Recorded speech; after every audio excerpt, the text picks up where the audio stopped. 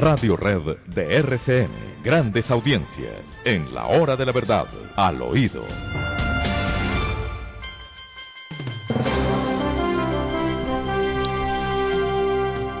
Les quiero contar al oído, queridos amigos, algo que debiéramos tener presente todos los días. En el gobierno del presidente Uribe, tan detestado por algunos, tan olvidado, bueno, en fin, esas son las veleidades de la historia. Producíamos 1 millón de barriles de petróleo por día. Esa es una realidad, eso no es un cuento ni es un cálculo, no. Producíamos 1 millón de barriles de petróleo por día. Hoy producimos 750.000 barriles de petróleo, 250.000 barriles menos, a $60 el barril colombiano, que está a 70 y el petróleo colombiano es un poco más pesado y por eso no tiene el precio Brent. $60 por barril y estamos produciendo 250.000 barriles menos. De mar, Sergio, ustedes han oído que ese sea tema de discusión y tema de preocupación y tema de análisis. Lo que se perdió, no estoy hablando de una posibilidad y de que puede ocurrir, no, se nos perdieron 250.000 barriles día. ¿De eso habla alguien? Nadie dice ni una palabra de ese tema y pues lo que eso conlleva para las finanzas del país, porque pues sí, se exige matrícula cero, quienes protestan en las calles quieren todo gratis, pero impiden que el país genere riqueza con la que se podría pagar todo lo que ellos demandan, si se quisiera. Pero es que es inaudito, ¿cuántos son 250.000 barriles por 60? Para que hagamos el cálculo de lo que en un día nos cuesta lo que se perdió, lo que teníamos. No es una posibilidad y que es que vamos a son hacer 15 como millones. todos los... ¿Ah? 15 ¿Cuánto? millones. 15 millones. 15 millones de dólares. Sí, señor. Al día. Al día. Por 365, esos son ¿cuántos millones de dólares hemos perdido? Redondeémoslo a 5.500 millones de dólares. 5.500 millones de dólares. Eso es casi el doble de todas las exportaciones de café. Y esas se perdieron. Y de mar, eso como que no le importa a nadie. A nadie. Eso no lo observa nadie, doctor Fernando, pesos, porque... ¿no? Más de 20 billones de pesos. Porque resulta mucho más popular tratar de vender humo. Dos reformas tributarias se perdieron ahí. Es que resulta mucho más popular vender humo, doctor Fernando, anunciando la necesidad de más ayudas para los necesitados. Se resulta mucho más atractivo vender humo diciendo que va a haber matrícula cero o matrícula gratis. Resulta mucho más atractivo ver que va a haber subsidios de vivienda. Eso resulta atractivo, pero nadie se pregunta de dónde sale la plata. Porque en el colectivo, estos grupos de extrema izquierda en Colombia han vendido la idea de que lo que se puede hacer en caso de necesitarse dinero es quitarle a los más ricos. ¿Dónde tienen la plata? ¿En los bancos? Entonces saquen la plata de los bancos y désenla a los más pobres como si eso resolviera algo. Volvemos y repetimos. Aquí la extrema izquierda cree que hay que hacer redistribución de la riqueza cuando en realidad la riqueza no se puede redistribuir ni distribuir, sino se tiene que generar para que cada quien pueda vivir. Pero pues el discurso de ellos no es este, doctor Fernando, no es analizar de dónde sale la plata, porque si es por análisis de dónde sale la plata y si el petróleo ha sido esa fuente, pues evidentemente usted sabe, la extrema izquierda en Colombia está en contra de la exploración y explotación minera, argumentando que el agua se acaba, argumentando que acaban con los ecosistemas, argumentando que el país es inviable si siguen explotando petróleo y proponiendo en cambio sí la siembra de aguacatejas, que con eso seguramente creen vamos a poder subsistir económicamente. Es una estupidez sencillamente. Y hemos perdido una cantidad de dinero sencillamente colosal. Y tenemos petróleo para 6 años. Es que yo no sé, la gente no entiende. ¿Qué vamos a hacer sin petróleo? ¿Con qué lo vamos a comprar? Porque necesitamos hoy 280.000 barriles por día para que Colombia sobreviva.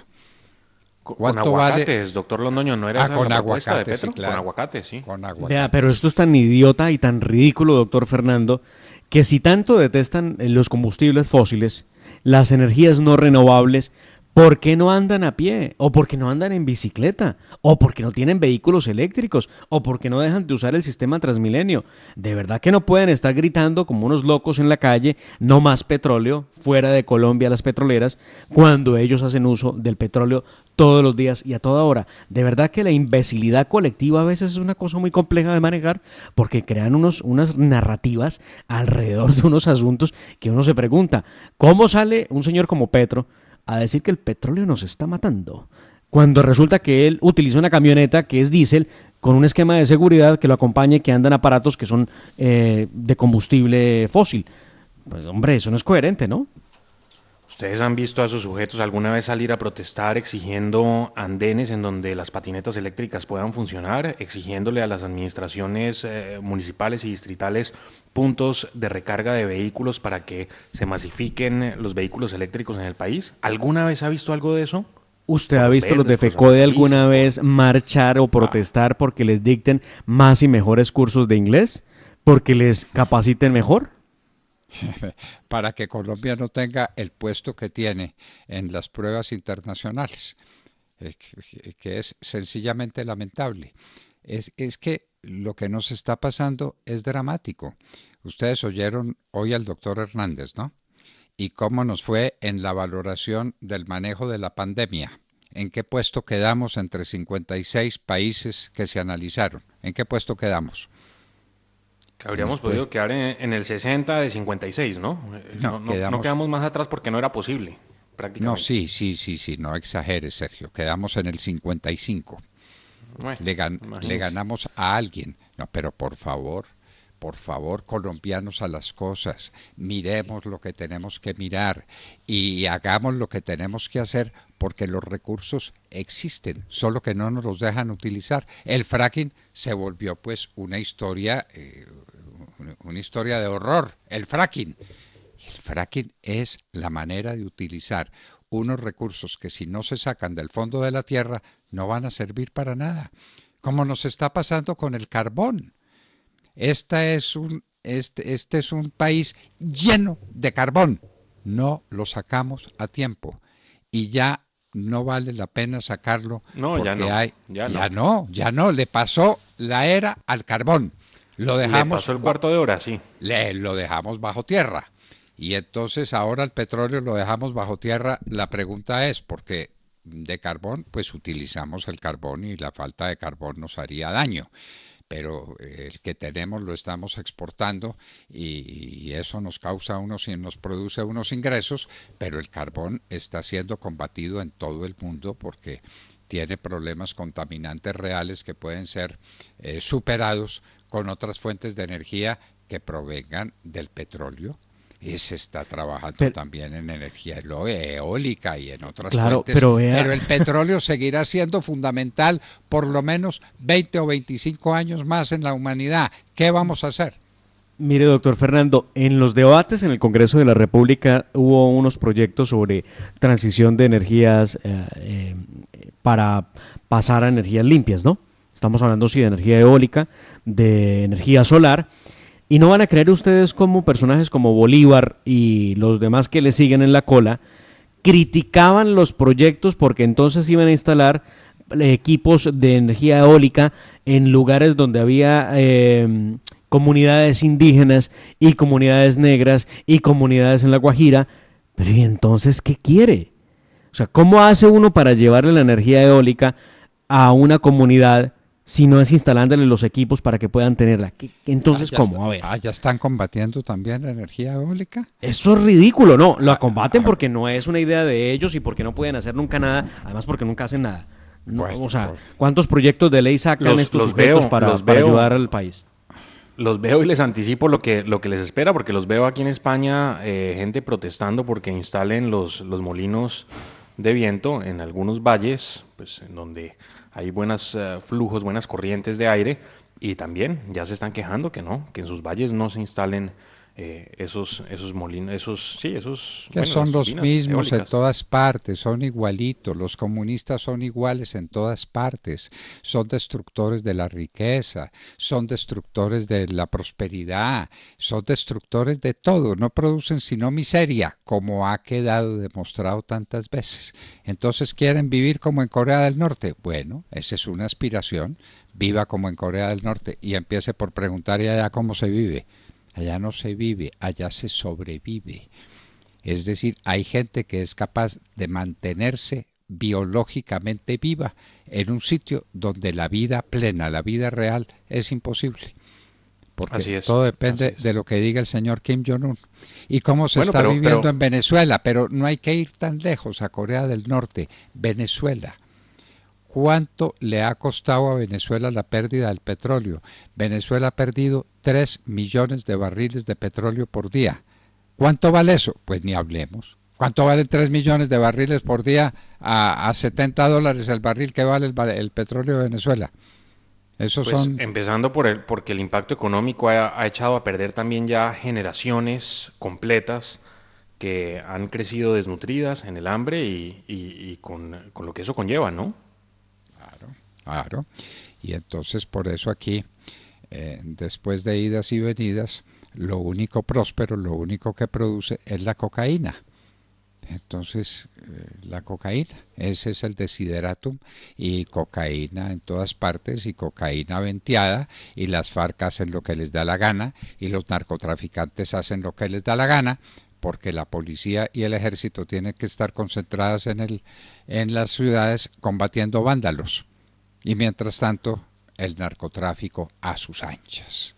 Bueno, el presidente Iván Duque hace 3 años, recuerden ustedes, prometió establecer un modelo muy interesante con el cual se podrían suplir precisamente esos ingresos petroleros a la baja, y es el de la economía naranja, ¿no? 3 años ya planteando la economía naranja en nuestro país, y los resultados, pues, en realidad no se ven. 3 años para derogar la JEP, 3 años para fumigar los cultivos de coca, 3 años para la economía naranja, 3 años para la reactivación económica. ¿Seguimos? 3 años para no hacer nada. Y pues, usted, bueno, ¿por qué no aprovechó, pandemia, ¿no? ¿Por qué no aprovechó al doctor Buitrago, que estuvo 3 meses de ministro y que nos hubiera podido contar, si es que hubiera querido pasar al teléfono, qué pasó con la economía naranja? Porque este tema de la economía naranja es de Duque y de Buitrago, y tienen un libro sobre el particular y escribieron. Sí, que pretendían volver a Colombia el Silicon Valley de América Latina. Bueno, eso sí, sin contarle al mundo pues la dificultad de contratar empleados, los costos laborales en Colombia, el problema del nivel de inglés, tantas dificultades que tiene Colombia, el tema de los impuestos en nuestro país, y por supuesto el tema de la tecnología y el bloqueo de apps y de ir en contravía de aplicaciones como las de Uber y todas esas plataformas de transporte. El problema de que más o menos cada 8 días tenemos aquí una marcha, ese es un gran problema. Sí, señor. No, yo le tengo una pregunta. ¿Cómo le pareció el informe de la Comisión Interamericana de Derechos Humanos sobre derechos humanos en Colombia? ¿Cómo le pareció? Oiga, contésteme, no sea maleducado, contésteme. Me he dejado, pero, ¿a dónde lo vio? Lo estoy buscando. Ah, bueno, pues es que por eso le pregunto, pero si no lo conoce usted, entonces ¿quién demonios lo puede conocer?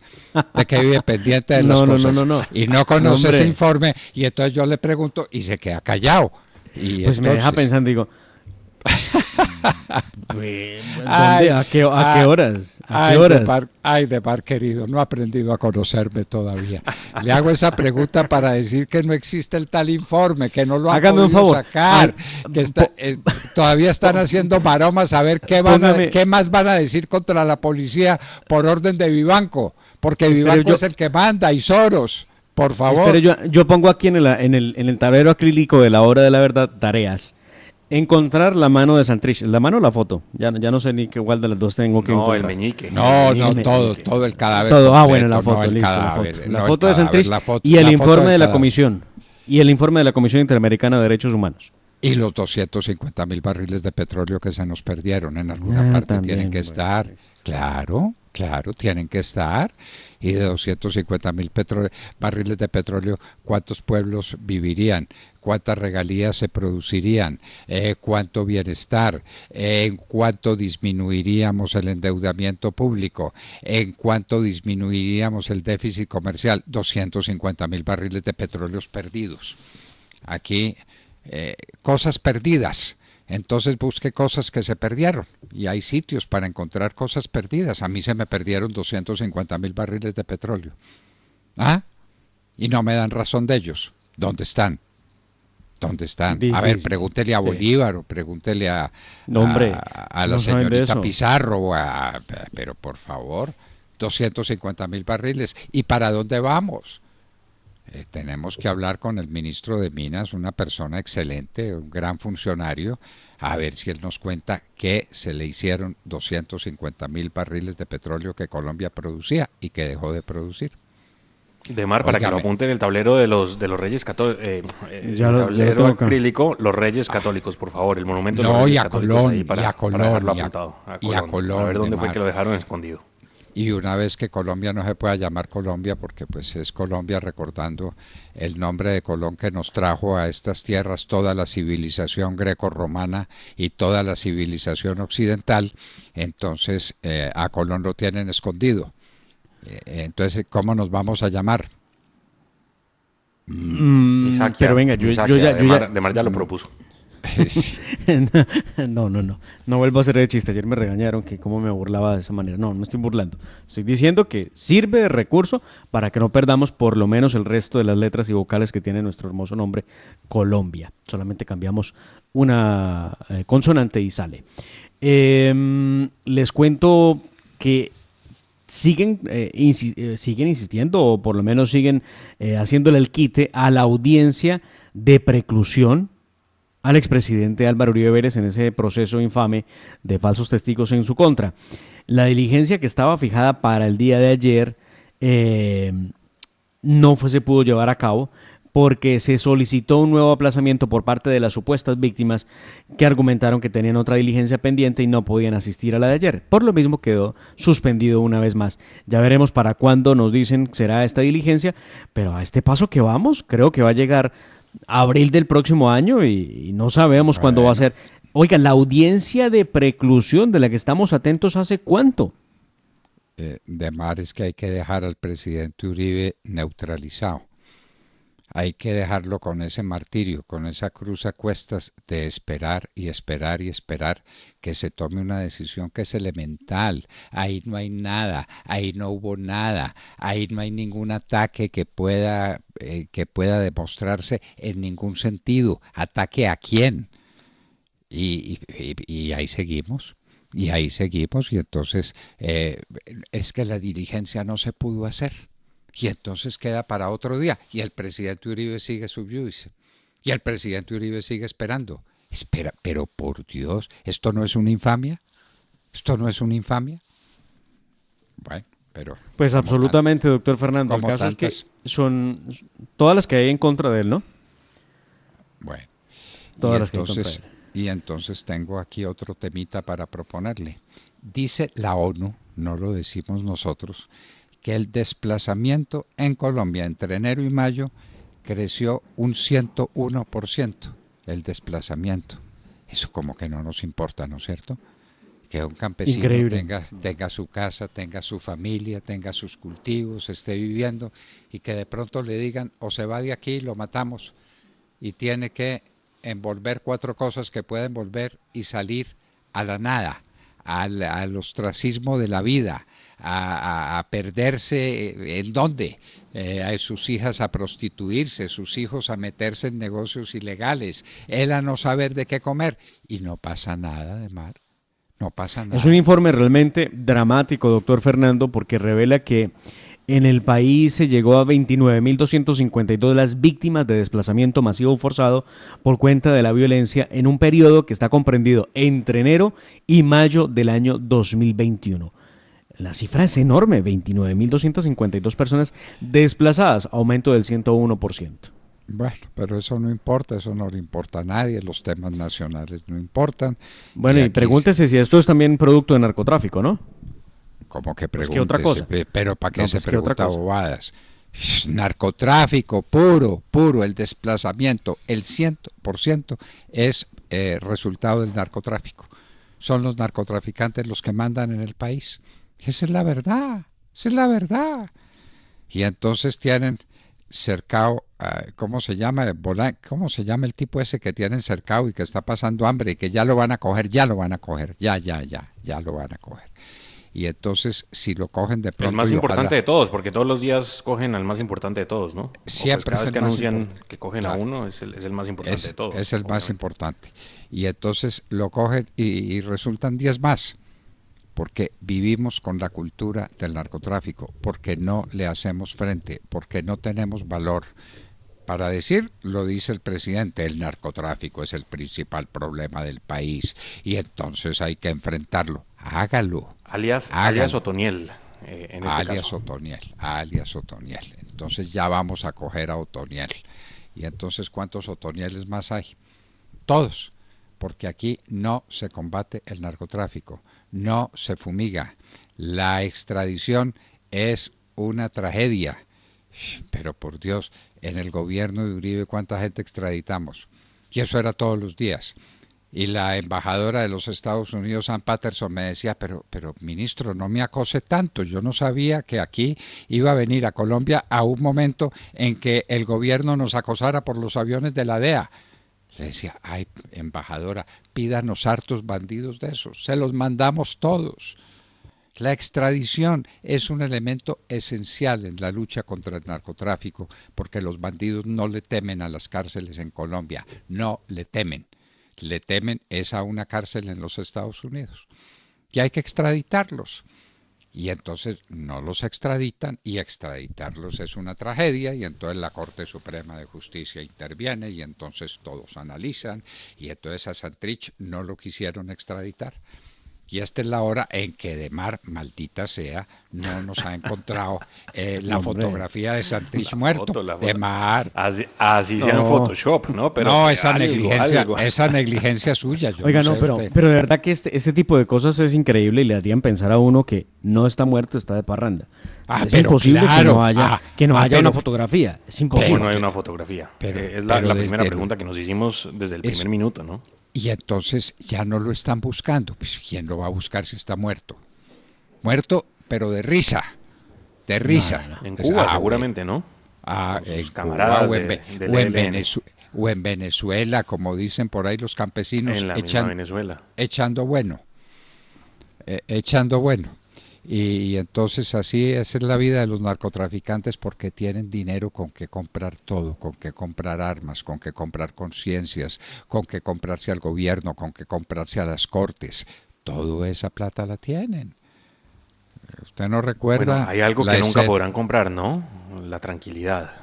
Bueno, esa es otra cosa, y Dios sí no permite eso, y terminan siendo juzgados y condenados por Dios, pero ellos dicen, mientras tanto hagamos lo que nos da la gana. Claro. ¿Ustedes se acuerdan de las escenas comprobadas de unas elecciones para un cargo público muy importante que se ganaron en la corte llevándole a los magistrados fajos de dinero? Y que hubo una magistrada que dijo, un momentico, a mí no me vienen con cuentos, se esperan a que yo cuente hasta el último centavo. ¿Se acuerdan que eso pasó? Uy, bueno. No, yo no lo recuerdo, no. Yo no lo recuerdo. Yo recuerdo hasta cuando se escuchaban conversaciones de los botines y esas cosas, pero esto es mucho más heavy que los botines. Pero eso pasó, eso fue así, eso se supo, y a quién estaban eligiendo, y era para la Fiscalía General de la Nación. Ahí le doy otro, le doy otro indicador para que le siga la pista. Ya más o menos tengo idea. Bueno, muy bien. Recuérdenlo. Otro que pasó sin pena ni gloria. Pues. Sin pena ni gloria. Y entonces el magistrado Bustos va a seguir en Canadá muerto de la risa, cuánto tiempo más, todo el tiempo que le dé la gana.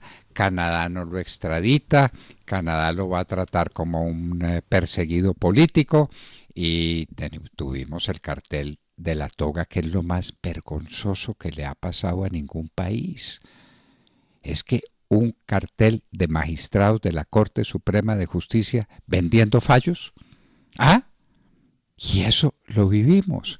Y entonces están en la cárcel, no, están en sus casas disfrutando del dinero que recibieron, y este Bustos está en el Canadá muerto de la risa de los colombianos, y entonces acaba el Senado de la República de quitarle sus derechos y decir que tiene que comparecer ante la Corte Suprema de Justicia. ¿Cómo no? ¿Qué tal?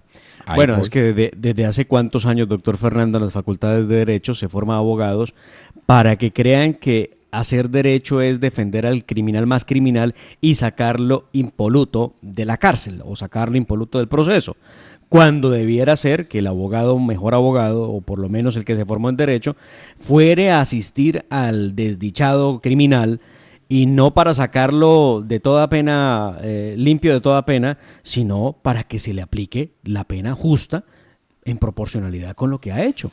Pero bueno, obviamente así no pensamos ahora. Bueno, noticia de último minuto que llega de Miami para que actualicemos la información de lo que ocurre con la búsqueda de las personas desaparecidas en la tragedia del edificio en Collins Avenue. Las autoridades han elevado la cifra de desaparecidos. Mucha atención, estaba en 99, asciende ahora a 159 personas desaparecidas. ¡Qué horror! ¡Uy, qué horror! ¡Qué horror! ¡Qué dolor! ¡Qué dolor! ¡Qué dolor! Bueno, eso es menos de la cuarta parte de los que se nos perdieron ayer por coronavirus en Colombia. Pero qué horror esa tragedia. 159 desaparecidos en un edificio en Miami, en una de las avenidas más concurridas, al pie de un centro comercial famoso que es Bal Harbour. Bueno, varias familias latinoamericanas, ¿no?, que viajaron a los Estados Unidos buscando precisamente salvar sus vidas con la vacuna. Turismo de vacunas y bueno, qué espanto de tragedia. Esta situación. Qué espanto de tragedia. Bueno, la del coronavirus es también espantable, y lo que ha pasado con Cali es también espantable, pero Cali se defiende. Yo soy mis derechos. En un minuto estaremos con Gloria Bolaños Duzán, psicóloga ciudadana caleña, líder de la caravana Yo Soy Mis Derechos. Cali no se deja morir. Cali es Cali, y Cali se defiende. En un minuto, Gloria Bolaños Duzán estará con nosotros, y les hablábamos al oído.